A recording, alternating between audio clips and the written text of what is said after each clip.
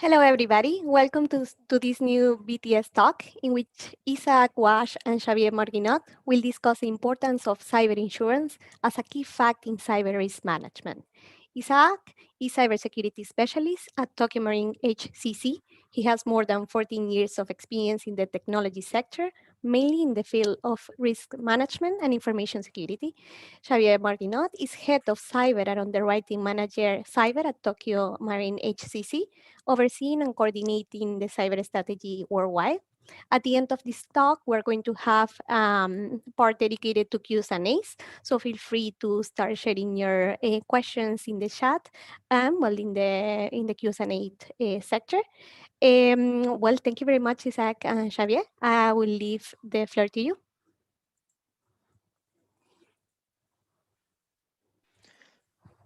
Hi, everyone. Thanks so much, Cecilia, for your invite and for letting us the opportunity of sharing this time with you guys. Just trying to present and introducing you the importance of cyber insurance in risk management and why cyber insurance are so important in risk management fields.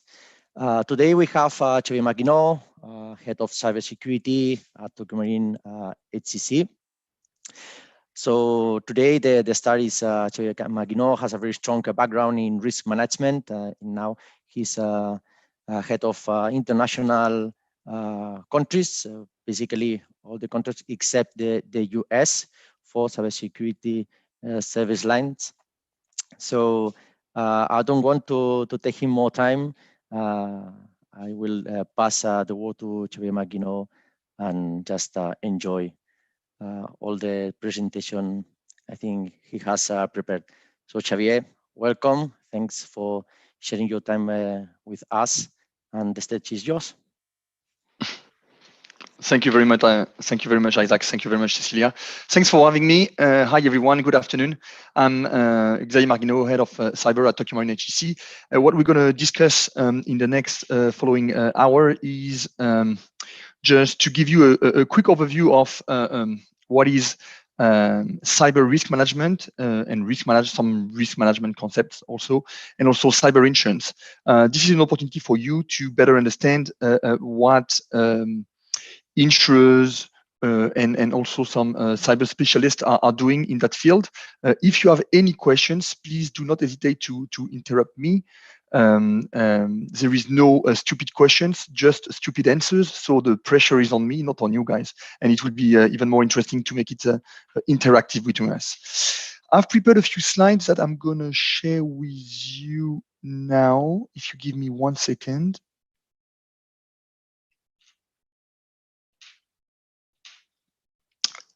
Let me know if you are able to see the presentation. Good. Yes, we can see it. Excellent. So cyber risk and insurance. Very quickly, well, this is, I need to put that because my marketing department asked me to put that. No, basically, I come from a risk management background. I've been lucky enough to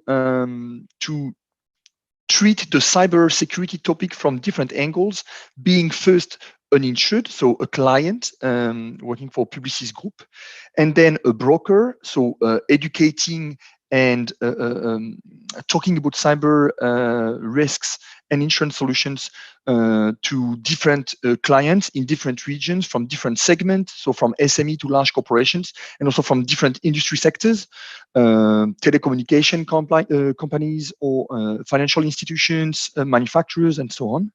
And now I've been, for the last 5 years, I've been also an insurer, so doing what we call the cyber risk assessment of the opportunities we are seeing, and defining what is, from our point of view, a good risk, not such a good risk, how our insureds can improve and what we should be doing to help them. So this is so risk management background, insurance knowledge and experience, and I should say also that I'm lucky enough now to work with Isaac. Isaac is not only your teacher from time to time, he's also a key element of our cyber department, and he's bringing lots of technical knowledge on the table. And by sharing and mixing all our different backgrounds, so technical, Isaac, or risk management for me, but also we've got some people coming from legal background or economic and financial background, then this is in fact the best solution to tackle what is today extremely fascinating but worrying risk. Very quickly, we are Tokyo Marine HCC, so I don't know how familiar you are with the insurance industry, but basically we are Tokyo Marine is a Japanese insurance conglomerate made of different business units. We are the business unit called Tokyo Marine HCC, HCC standing for Houston Casualty Company, because the headquarters of our branch is based in Houston. We are known on the market for, we've been profitable and we've been recognized for being highly technical, but we are also what we call a niche player. So we are specialized on very few lines of business. You've got a quick overview here. And us, so both Isaac and myself are based in Barcelona, even if the scope of our action is international. So we are looking at worldwide, excluding the US. And we are doing it just for cyber and intellectual property insurance and risks. But our colleagues based here in Barcelona with us are also doing it for what we call financial lines. So directors and officers liability, crime, and kidnap and ransom, and so on.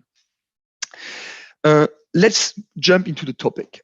And before talking about it, we need to better understand why today are we talking about cyber?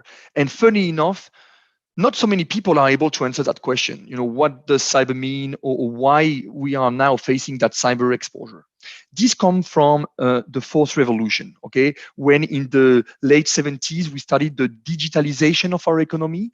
Then we were running onto that digitalization because it was a relevant solution, and it was a way for companies to improve their business models and be more profitable and efficient. However, and it's human being, I guess, is we tend to forget at that time that any innovation or revolution is coming with risks, okay? And so now we are facing the mistakes we've been doing in the past. You have to keep in mind that cybercrime is now is mentioned at the Worldwide Economic Forum in Switzerland, in Davos, every year, okay? And if you look at in the past, in the mirror, 10 years ago, cyber risk was just mentioned as one of the risks to look after. Like, oh, it's on the map, but this is not so important. And year after year, that risk went up and up and up, and now is among the top 3 most worrying risks that public and private sectors are facing. Just to give you an idea, the annual cybercrime cost to the global economy is around 600 billion USD. That figure is a bit outdated because that figure is from 2018 or 2019. Okay, so I need to update that figure, but it just gives us an idea of what it is. To give you a even more accurate idea, guys, because I know that it's sometimes a bit difficult to understand what is 600 billion because it's intangible. This is just slightly more than Argentina GDP.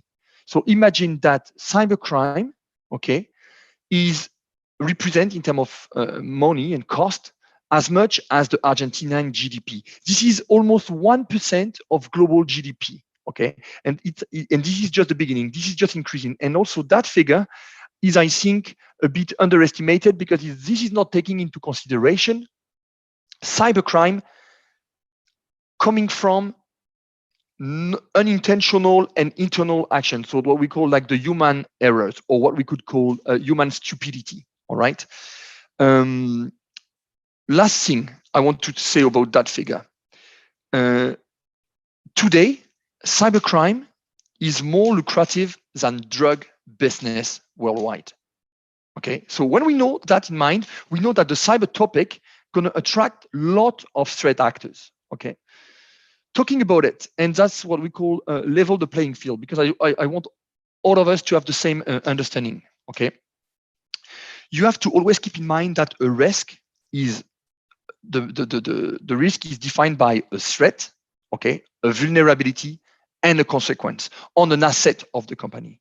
So the definition I'm suggesting here is about like cyber risks. Okay, so cyber risks encompass the threats, vulnerabilities, and consequences as any risk worldwide. Okay, related to the data breach. So, and let me stop here. We need to define also what is data breach. Data breach is extremely simple. Data breach is a non-public information becoming public. Okay, the type of data we are talking about here are 4 types, I would say. PII, personal identifiable information, Xavier Marguinot, email address, phone number, whatsoever. Any data which is linked to myself personally. PHI, personal healthcare information. If I've got health issues, blood group and stuff like this. If I've got my vacuna, my vaccination for COVID and stuff like this, those are personal, so non-public healthcare information. PFI, personal financial information, bank account, assets under management, IBAN, information like this.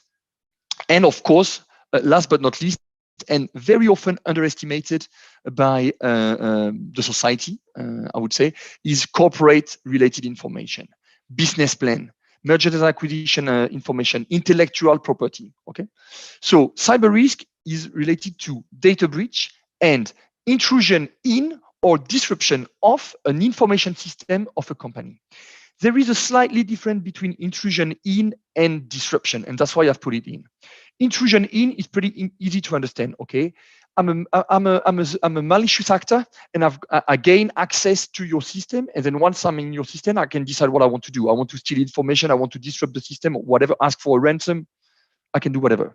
However, there is also one technique available for hackers to disrupt a system without entering it, and that's what we call DDoS, distributed denial of services. Okay, it's when I'm able to disrupt a specific business model by launching an attack to the port or to the main door of the system. By the way, and I should have mentioned that straight at the beginning, if I'm using a geeky slang, or if one explanation is not clear enough, please stop me, interrupt me, ask me, and I will make sure that you understand using different words. So that's the definition. Now, guys, I want to give you a quick overview of the reality, what we are facing at the moment. Cyber risk is what we call in risk management a polymorphic risk. Polymorphic means something which is extremely complex and broad. Okay, so just look at the pictures on the screen. The threat actors landscape is massive and increasing. At the time in the mid 90s or late 90s, keep in mind that the main threat to companies was what we call script kiddies, just kids playing in the basements. Okay, now this is a totally different reality. So it's polymorphic because it's complex and broad, and also it's evolving extremely fast in different ways. Okay, that's why at the moment, and that's the sadness of the reality we are facing as a society, and also our clients are facing, is we are running behind. Okay, because we need to recover from the mistake we've done in the past, and because hackers or groups that we're going to discuss, they've got the time, they've got the money, and they've got the knowledge of doing things, and our society is running behind in terms of risk, in terms of cyber risk management. You understand when you see all those potential threat actors that it's extremely difficult to anticipate because their motivations are different. Organized crime, they are just aiming for a lucrative and good return on investment. So I'm going to get into your system, steal some information that I can use or I can sell on the dark web. And you guys know that better than everybody, data is power. Data is the new oil. Okay, and you know that better than me because this is what you are doing in that master. Okay, industrial espionage is the same thing, but terrorism, for example, is to inflict the biggest psychological fear, okay, by doing what we call BIPD, bodily injury property damage. Okay, so they might use the same threat vectors or tools, but their motivation is different, and that's why cyber risk is so complex. Because when we will discuss that at a later stage, but when we do and when we assess a company based on its cyber posture, cyber maturity, this is a question we are always asking ourselves: why that company would be or could be an interesting target for hackers. And that's where we start saying that, okay, based on the products they are delivering to the company, activists might be interesting, or this is a critical infrastructure. So maybe nation state attack, if there is a war, could be also an interesting way. So those are the things we are taking into consideration. Let's define vulnerability, guys, a bit. A vulnerability is a weakness or a gap in protecting companies' assets. I don't want to go into too much detail here, but that could be a vulnerability could be something poorly protected, or lack of knowledge of a user, of lack of good IT hygiene in maintaining the system, so weak patch management and stuff like this. And then last but not least is the consequences of it. I've just put a few examples here. We can think in terms of consequences. You've got like three main things, I would say. You've got the consequences related to a data breach, and we're going to discuss about it. You've got the consequences related to a business interruption. You've got the consequences also related, on top of that, to the reputation of the company. Okay. The first picture I've put here is just to illustrate and give you an example of the Sony PlayStation Network hack, which resulted in a 23 days of business interruption. That means PlayStation Sony, I think that was in 2011, in April, if I remember correctly. Then that network was down during 23 days. So that means during 23 days, PlayStation was not making any profit because they were not able to invoice their customers on that platform. That hack resulted also in a 77 million data breach. That means 77, like the hackers get access to 77 million of customers' data, mainly the name, password, and the bank account details. Okay. The cost of Sony, so they had to take down their system during 23 days in order to rebuild it from scratch. Okay. The cost is, we are talking about 200 million. This is $170 million is the official figure, but the total global cost of that incident to Sony was apparently close to $1 billion USD. Okay. By the way, for the story, Sony at the beginning was sure that that hack was coming from the Anonymous, the activist group, but in fact is because a few days before that attack, few months before that attack, they fired something like 230 people, and part of those 230 people being fired was a group of people working in the IT department. They were extremely pissed with that decision. They installed a backdoor on the system, and a few months later were able to enter the system via a backdoor. That's proof something also, guys. Attribution is extremely difficult in cyber. Okay, a stat is saying that us as a society, and especially the regulators and the law enforcement, are able to arrest 3 out of 1,000 hackers or being malicious actions.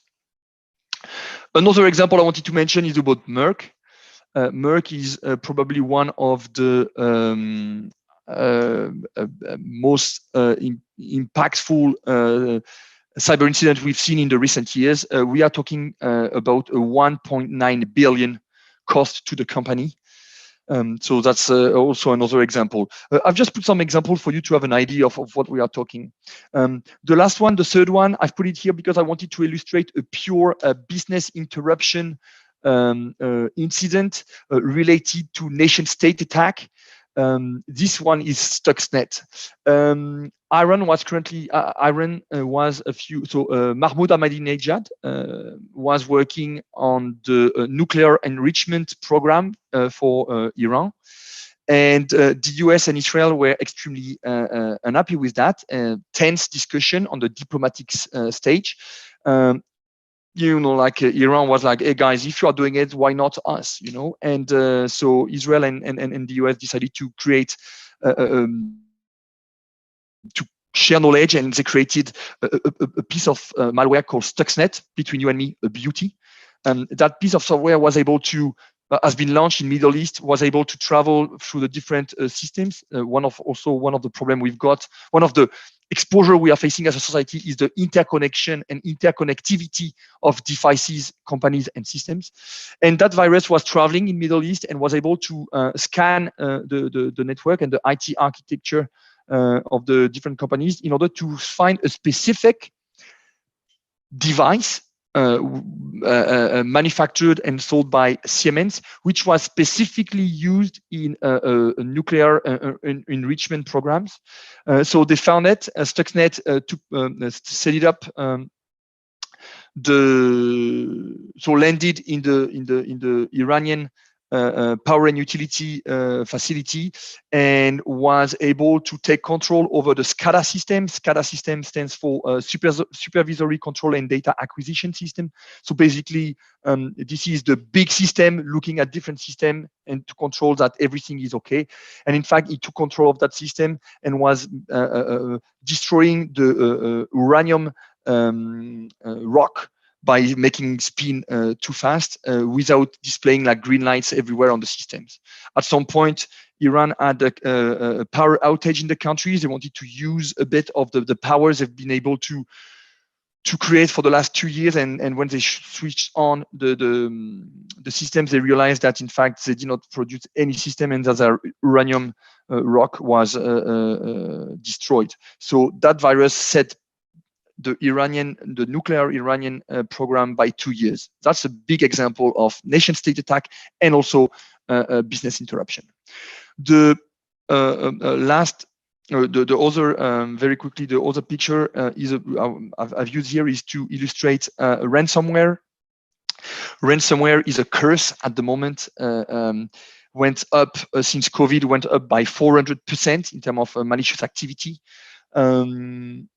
The ransomware has evolved a lot also, both in terms of likelihood, technicity used behind it, and also the severity, just the level of ransom we are seeing. Public information, the biggest ransom paid so far has been by an insurance company in the US based in Chicago, CNA. They had to pay 40 million USD in order to get access to the decryption key in order to rebuild their system. This was not the case before. Before we were facing a threat called more what we called spray and pay. Okay, so something not that strong technically, but like spread all around the world to lots of people, and then the hacker was like, "Oh, if we got at least 1% of our victims paying, then it's a good deal."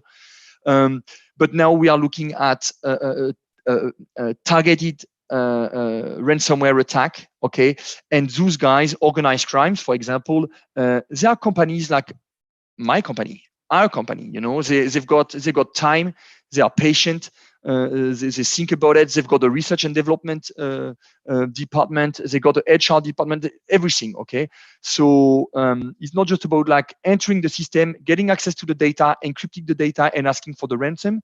Now it's accessing the system, getting access to the data, then being patient enough to not get discovered, and then access the backup, and then encrypt the data, encrypt the backup, exfiltrate some data, okay, and then ask a ransom to both the company and also the victims, okay. So this is another scale in terms of severity. This is the ransomware is the new black at the moment. This is a curse which is extremely difficult to fight against, because it needs you need to, and that's also another common mistake made in the risk management, is at the beginning of cyber, we thought that, we are talking about cyber, we are talking about digital threat.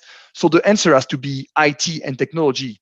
This is wrong. That topic has to be mentioned at the board level, because it's about three main things: people, process, and technology. And even like when the board knew that, so they tend to focus a bit more on technology.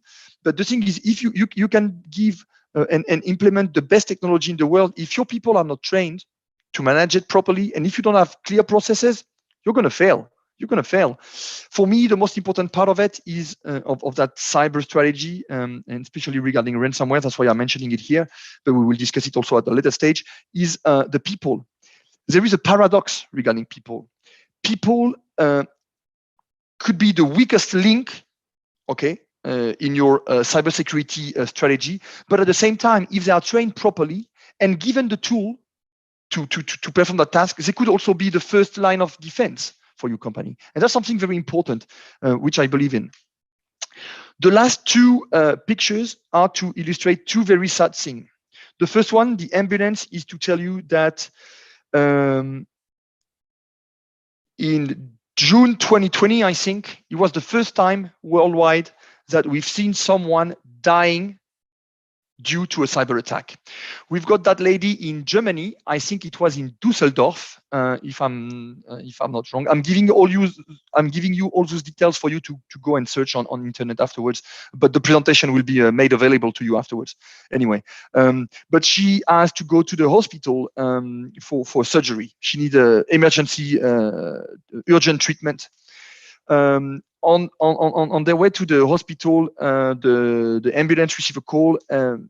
The ambulance arrived at the hospital, but then the surgeon said, we are not able to use the surgery theater because we are under a cyber attack, and the hackers get access to our patient files. So we need to have a surgery for that lady, but at the same time, I don't remember by heart, and I don't know if she's allergic to this, allergic to that, and we don't know where the hacker is. So they could also disrupt the materials we are using. So the decision was taken to, okay, we need to send that lady to another hospital, but unfortunately, and that's very sad, on her way to the other hospital, she passed away. So this was the first, what we call BI, so bodily injury, that we've seen as a society.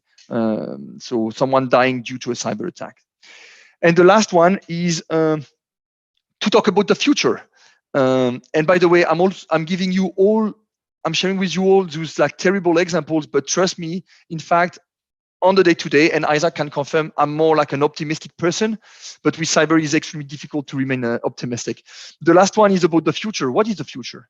The future is what, for the hackers is, and for us to protect and hackers to exploit, is what we call IOB. I'm pretty sure that you've heard about IoT, which is the Internet of Things, or IIoT, which is the Industrial Internet of Things. The future is about IOB, Internet of Bodies. We've seen some hackers during demonstrations, okay, so during shows, being able to take control of a pacemaker and deliver death shocks. I'm the hacker. I get access to your pacemaker, and basically, I'm sending you a text. Hey, if you do not pay me 200 euros now or 2,000 euros, then I will deliver. I will alterate your pacemaker, and then you can die from that. So, just to show you in one slide the complexity of what we are facing as a society, and also because what we are seeing here is also true at personal level. Today we only have 1 hour, but like invite me for 5 hours, I can tell you all the different stories we've seen in the past. So let's move on if you don't have any questions. I think this slide is important because you understand what we are facing, and now I want to explain to you what we are able to cover. What we want to cover in a cyber insurance policy are threefold.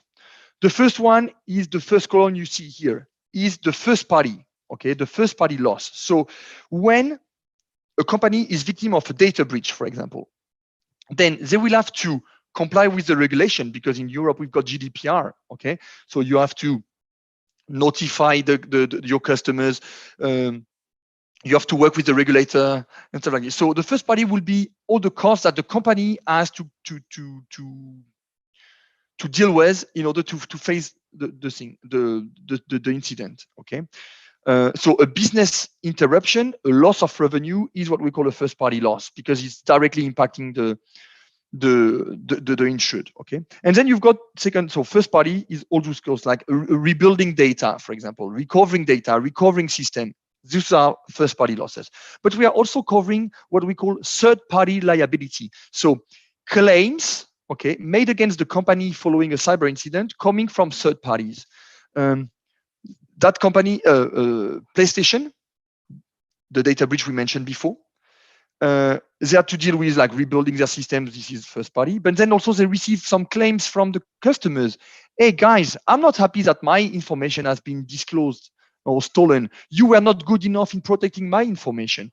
And then that's why you have like the defense cost coming in, the investigation cost, because the regulator going to say, hey guys, people are not happy with you, so we want to understand what's happened. And then they're going to investigate a bit. Can you show me that you've been doing this? Can you show me evidences? And to do that, so those investigation costs means defense cost. You need to work with lawyers. You may also need to work with IT forensic or with loss adjuster.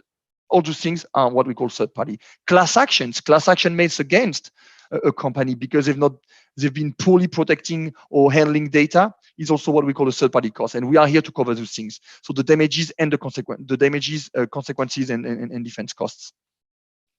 And then last but not least, and for me, probably the most important section of the cyber policy, of most important element that the insurers are offering to their clients, especially for the SME middle market segment, is what we call emergency and incident management cost.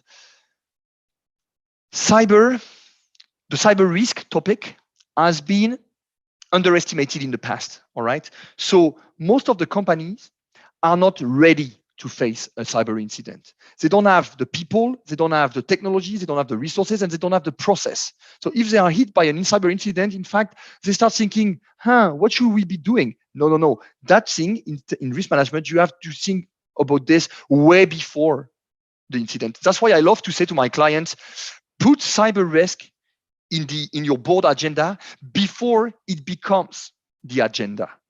Okay, so in that third thing, we're going to give them access to lawyers, a PR firm, IT forensic experts, a team of experts being able to quickly assess the situation and help them mitigate and recover from that incident. So at the glance, that's what we are offering. Something also very important, because we're talking about the cyber insurance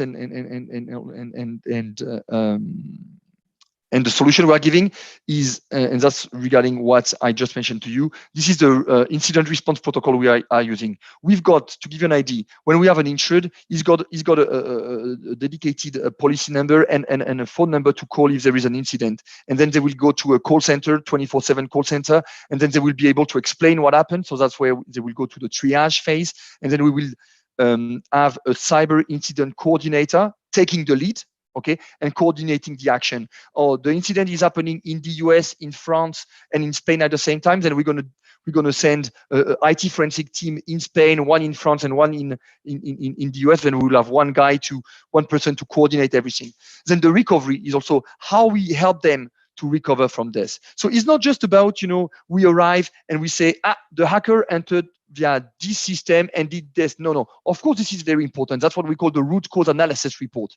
We want to understand what happened exactly. But before doing this, also, we need also to make sure that the hacker is still not in the system, or they are not still exfiltrating information. Okay. And then by doing that, investigation is like a police investigation. We want to understand what's happening. We want to mitigate at the same time. And then it's also time about thinking, okay, what should we do as a company? Okay. And that's where we are also helping our insured. What should we do to make sure that that same incident is not happening again? And then we've got the report, and then that's where also where we make the painful but very useful, because this is part of the game, check to our insureds. Now, how do we underwrite? Because you see, we've seen from the slide, this is difficult to underwrite because you've got so many parameters to take into consideration. And that's how we are doing. First of all, I just want to do a quick focus on how it happens. We've got a client who is getting in touch with the insurance broker, saying that, hey guys, I'm a bit scared about my cyber exposure, and I need and I want to transfer part of my exposure to the market.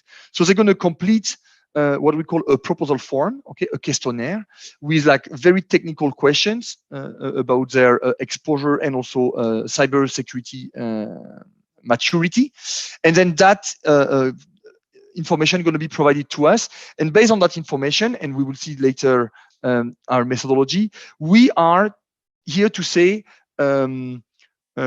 okay, we like the risk, or no, we don't like the risk, and then we decline or we take a position. And if we take a position, how much capacity you want to put? Do you want to insure your client for 5 million, 10 million, 25, 50 million?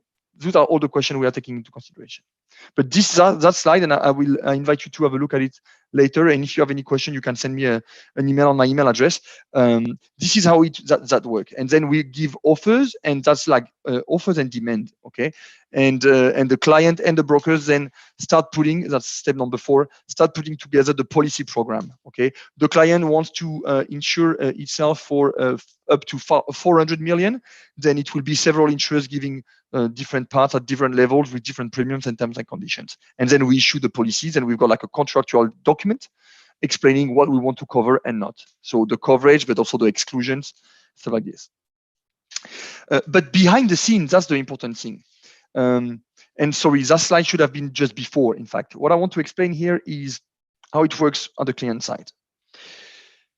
When I was a client, on an annual basis, we were doing an exercise called risk mapping. Okay, that's the risk table you see in the middle.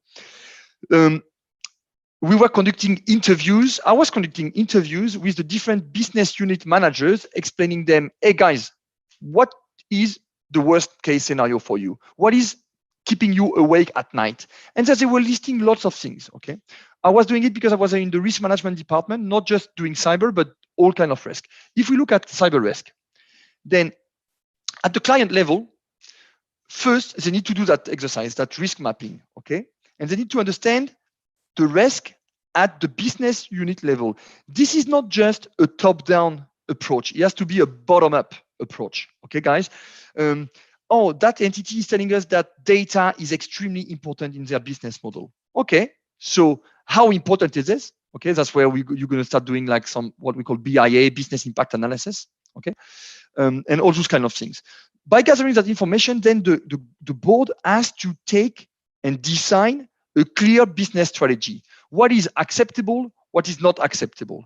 For what is not acceptable, okay, then what is the strategy? Do we want to avoid the risk? Do we want to invest to mitigate the risk? And once you have done this, which is what we call risk management, basically, you will add what we call residual risk. Okay, the risk zero, guys, does not exist. Okay, so you will always have residual risk. What do you do with that residual risk? Can you live with it? Are you strong enough in terms of balance sheet to absorb a shock if you got it? If the answer is no, then that's why you're going to go to the risk transfer part of it. And then you do the risk analysis, the risk appetite, and the risk treatment. But on the risk transfer, we're going to get that information. And as I told you, data is power. So what we do is through the questionnaire and some interviews with the clients, that what we call either risk dialogue or roadshows, where they explain some stuff to us and we are able to ask questions. Then we're going to start underwriting. And then we do our risk analysis and we say, I think that risk is exposed that much. Okay, so by the way, sorry, that much. And then we're going to also say, however, I think that they are pretty mature. So in fact, the exposure we are facing might be like this, a bit lower. And I think there are also good readiness. And I've got appetite to do this and this and this. And that's how we do it. Underwriting is an art. It's a mix between pure analysis of pure tangible data, so the data, the information we get, but also the tools we are using, threat intelligence, the knowledge of someone like Isaac, and different sources of information. But it's the mix between data analysis and also gut feelings, okay? How we are able to get that information. What is our perception of the risk? What is based on our previous experience, what have we learned from those kind of things? In terms of sources we are using in our risk analysis, I would say that we are using different standards and we're going to discuss that, I think, Yeah, at that level. But we are also using, for your information, different sources such as vendors information. So example, tools that are giving us the view and vision that a hacker will have when performing external perimeter assessment. And I can tell you also, this is not secret because this is in fact a competitive advantage. On some deals, I'm just giving a call to some friendly hackers that I know, okay, or some IT forensic and saying that, hey guys, what do you think about that client? Do you think they are strong enough? Have you been working with them in the past? What do you think about their product? Is that like do you think they are mature enough in the sense that for the products they are selling, they have been using security by design kind of philosophy? And all those questions that we are taking into consideration. Then we also have like our own benchmarking tool, okay? Because we've been doing this for a long time now, and we've seen per year, just to give you an idea, we are seeing something like, I don't know, anything between 1,000 and 3,000 opportunities a year. So we also have our own knowledge, and we've been paying claims. So we know, the mistake. We've also learned from the mistake we've done in the past. Maybe at the beginning we were a bit too not cautious enough in looking after, I don't know, data segregation. And then we learned from that. And now we are always asking, hey, are you performing data classification in order to classify your data according to sensitivity, criticality, and so on? How do you secure the data? What about encryption? What are you encrypting? Are you encrypting at rest, at use, in transit? All those kind of questions are important. And that's how we are underwriting it. Just to give you a quick overview of how we're doing things, we have our own in-house developed cyber security framework, which is based on different standards. That's a project we did together with Isaac, and that's why I wanted to hire someone like Isaac, because he's bringing that strong audit structure and organizational skills, and on top of his knowledge on the topic. So we reviewed something like 135 cyber security related standards, and we decided to pick the one we were best for us. So CSF, NIST, and ISO 27004. And then it's a mix of it. We added some additional elements to that. But basically what we are doing is before, when we receive an opportunity, and those are the 5 steps of our the 5 key steps of our risk assessment methodology. First, you need to understand the business model. You cannot be accurate in your assessment if you do not understand what the company is doing. And guys, this is extremely important. The cybersecurity has to adapt to the business model of the company, depending on what the board has decided in terms of strategy and appetite, but not the other way around. You do not have to change, except on a few exceptions, but ideally you do not change your business model to comply with cybersecurity. Okay, the most important thing for the company is to deliver goods or services for their clients. Okay, so the cybersecurity has to adapt to the business model of the company. So first, we need to understand the business model. I'll give you a very quick example. One of my underwriter came to me a few years ago saying like, hey, Xavier, can we have a look at that power and utility company? It was a 10+ billion euros revenue power and utility company. And I was like, yes, fine. And then we started to look at the risk from a technical point of view: encryption, segregation, redundancy, resiliency, very technical. But then I asked that person, but in fact, are you sure that that power company is only generating power and distributing it, or are they also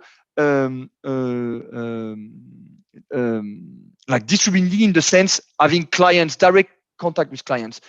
And that person told me, no, they are a power generator, so they're just producing the energy, and then they've got the infrastructure to send the power to different locations. But I think they are not in charge of distributing the power itself. And in fact, that's true that he was taking that he made that statement based on something saying that power generation was representing something like 75% of the revenue, and the remaining was other stuff. Okay, but I had a doubt, and I started looking at it, and in fact, so that's true that only 10% of their revenue was coming from the distribution of power, but in fact, they were dealing with something like 50 million clients around the world. 50 million. Okay, so that's where if you miss one key element in that first step, which is general information, then your risk analysis won't be accurate, and that's where you can make mistakes. Then step number 2, we look at the cyber footprint. What is the overall exposure in terms of data breach, DDoS, business interruption, and ransomware for that company? Okay. So that's where we start looking a bit more into details about like the data they've got and how do the maturity in terms of data classification, security around the data and stuff like that. Then we go even deeper, and that's what we call the golden triangle: people, process, technology. That's what I mentioned to you guys before. People, we want to have an idea of how they are structured in terms of governance. You know, do they have one person responsible for managing the data security or the business? Okay, do they have a CISO, a chief information security officer, a DPO? If we are in Europe, by the way, if they've got a DPO, that means that this is something very important to be compliant with GDPR in Europe. Okay, people also, are we talking about training in terms of IT team? Are we talking about centralized approach, which is very important, by the way, in order to be consistent? Because keep in mind, guys, that we are saying that your cyber security posture is as good as the weakest link you will have in it. Okay, so consistency is very, very important in cybersecurity, in risk management. So do you have a centralized team? Perfect, that's good. With local relays, excellent. Do you have some people in those relays dedicated to cyber incident response? Do you have a blue team, a red team? How do you are challenging those things? That's very important. In terms of process, this is what we call the pure IT hygiene. Do you have a data security policy? Do you have a patch management policy, a change management policy, a disposal management policy? Because we tend to focus on the number of data, but when the data is not used, inactive, and you don't need that data anymore, how are you efficient? How efficient are you in deleting those things beyond reconstitution? Those are the processes, okay? The hygiene, okay, to make sure that the company is clean in terms of IT security. And then technology. What kind of technology are you using? Tier 1, Tier 2, Tier 3, Tier 4 backup vendors. What kind of cloud? What about like the redundancy and stuff like this? This is important. Then, and funny enough, people, process, technology. One more comment on this. If you are 100% good, let's say, in technology and processes, but bad in people, something will happen to you. And likewise for the other ones. If you got the good people, very good technology, but the processes are a bit weak, then the company is exposed. Step number 4, then we look at the readiness. And that concept is extremely important, okay? And by the way, in the past, we were looking at cyber risk as something being static, okay? And now as it's evolving, polymorphic risk, as I said, you need to take into consideration about that readiness. Readiness is the ability, okay, through the concept of, so basically in the readiness, you have 3 things, 3 levels. You will have the security, how good and how difficult it's gonna be for a hacker to get access to something or to do something, okay? Readiness is and part of that security is also the concept, a subsection of that topic would be around how good are you to monitor your system. And by the way, this is the evolution of IT security, huh? And Isaac knows that better than I do, but it's not just about like monitoring what is coming to you, okay? It's also monitoring what's going inside, okay? Because before, IT security was just about like protecting the perimeter. Now it's more than this. It's protecting the perimeter, monitoring what's inside, and checking the links you've got also with all your third-party people. This is extremely important, okay? Because your vendors, and as I said, the society has evolved, and interconnectivity and interconnection between companies is a reality. So when I've got a third-party vendor giving access directly to my system to perform a specific task, then in fact, I need to monitor also that third party because the threat could come from him. That's where in the underwriting process, by the way, we are looking at contractual agreements, right to audit, duty duty to comply with the insured security standard and stuff like this. So readiness, sorry guys. I love the topic and I really want to share lots of things with you guys, and sometimes it might be too much, but readiness, three things: security and how you monitor stuff. Then the redundancy. I'm a manufacturer. I've got plant A, plant B, and plant C. They are segregated. Plant A is down. Am I able to shift production to plant B and plant C? Okay, so that's the redundancy. How do I have a plan B in order to limit the financial impact of something happening? And then third concept, extremely important in the readiness, in cyber readiness, is what we call the cyber resiliency. The resilience is the ability of an entity, in that case, a company, to absorb a shock and go back to normal as fast as possible. Okay, so that's where we're going to have a look at business continuity plan, RTO, RPO, stuff like this. Okay, something also very important is we want, and that's true for this, but that's also true for every information we got in terms of processes. Is do you have that document or that process in place? Good. Do you have? But are you testing it? Okay. If you got everything, but it has never been tested, the day you will have an incident, then it will be game over. Because by experience, I know that it never works as it is explained in the document. So you have to taste and train. It has to be done at least annually, but it's also even better if you do it internally, and you can also hire a third party to do and perform what we call penetration testing. And then you should, from my point of view, change that provider every 2 years in order to have like a fresh pair of eyes when they are doing it. And that's also very important. And last step is around previous experience. Okay, so what happened in the past? Have you ever been victim of a cyber incident? If yes, 3 quick questions. What happened and how you detected it? By the way, 60% of the incidents happening, okay, are not detected by the victim itself, but by a third party, a client, outsourced service provider, or the regulator. 60%, it's massive. So that means we, as a society, we need to improve and invest way more in detection of those incidents. Okay, so first question is what happened and how did you detect it?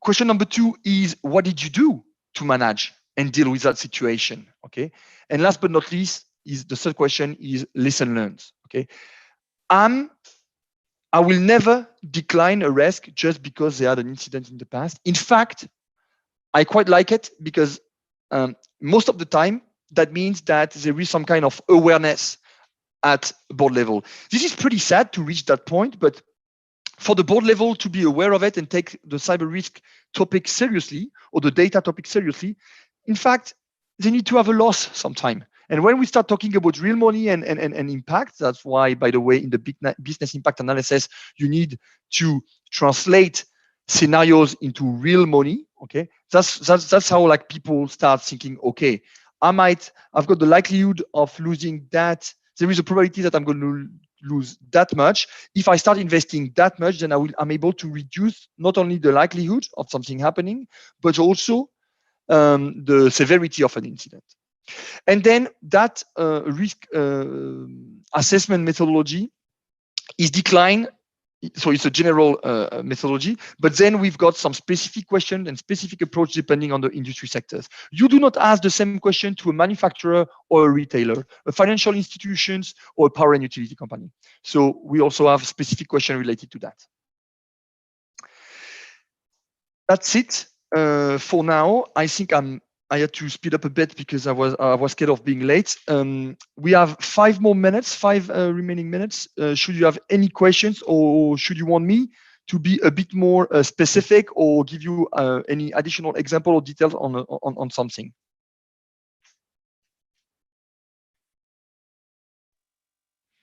Oh, thanks so much, Xavier. I don't know if Cecilia is managing the questions section from our audience. Well, first of all, thank you very much for your time.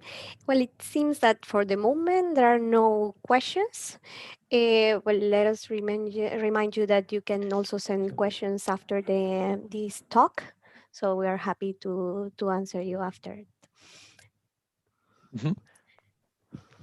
Okay, so let me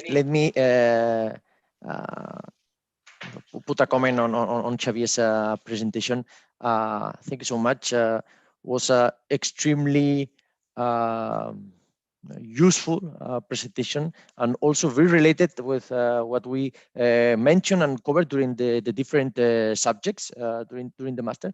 Yeah, of course, we in that masters we see cybersecurity in very general terms, and we adapted to the type of studies you are learning. But as you can see, same concepts apply to the real world, and in that case, in the insurance company. We mentioned a lot of times how important it is to involve management in those processes, in those cyber topics.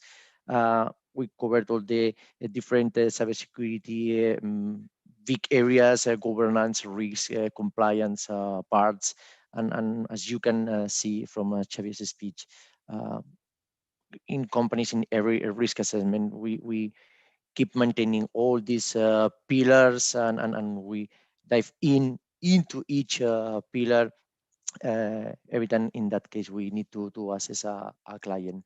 We also mentioned the different methodologies and standards we have in the cyber industry, and as you can see, we take these standards to not only to learn but also to define our own methodology, and be able to define a more accurate way of assessing a specific risk for a specific industry. So there's a clear relation on all that we have learned and presented during the course, and with that presentation, and that's why I think it is a very helpful, very nice presentation. So again, Xavier, thanks so much for your time. I think we will open the questions for the students. So in case they have any questions, maybe not now, but I'm quite sure that they will have a lot of questions during the next session. So we will try to collect all these questions and send it to Xavier to be answered. And yeah, from my side, again, thanks so much for this opportunity. Thanks a lot for having me, guys. It was a pleasure. 1 hour is too short. I could be talking about that topic for weeks, honestly. If you have any questions, please send them to us. I will be more than happy to. We will be more than happy to share more detail about it. Just a final comment.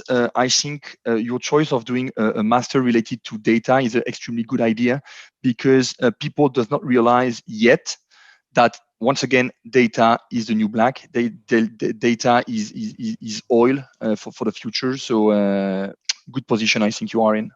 Thank you very much for having me. Xavier, We have one question. Oh, yeah, I'm sorry. No, sorry, Cecilia. Just going to mention that we have one question from Alfredo. Alfredo, thanks so much for your question.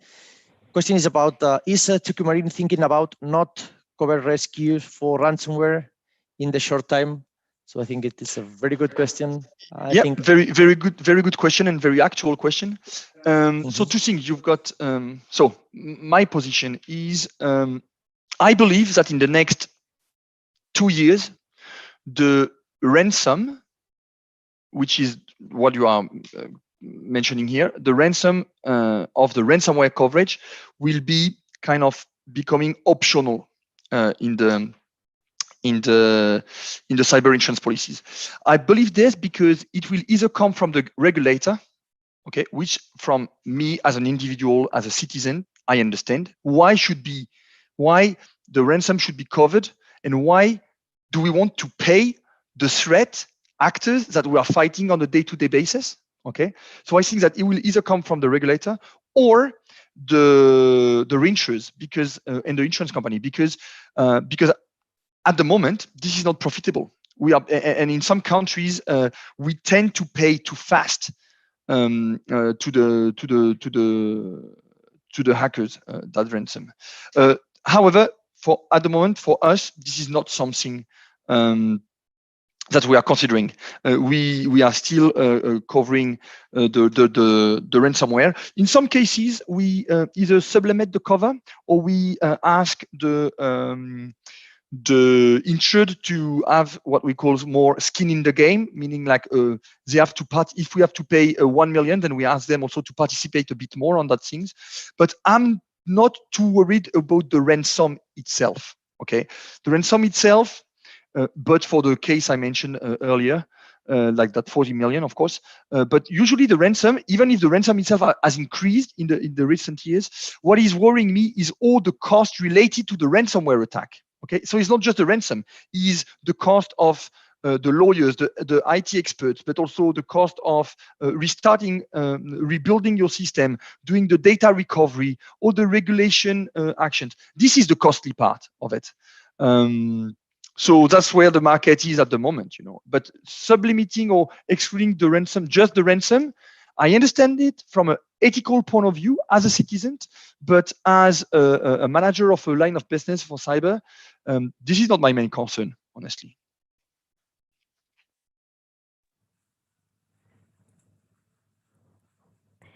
Thank you.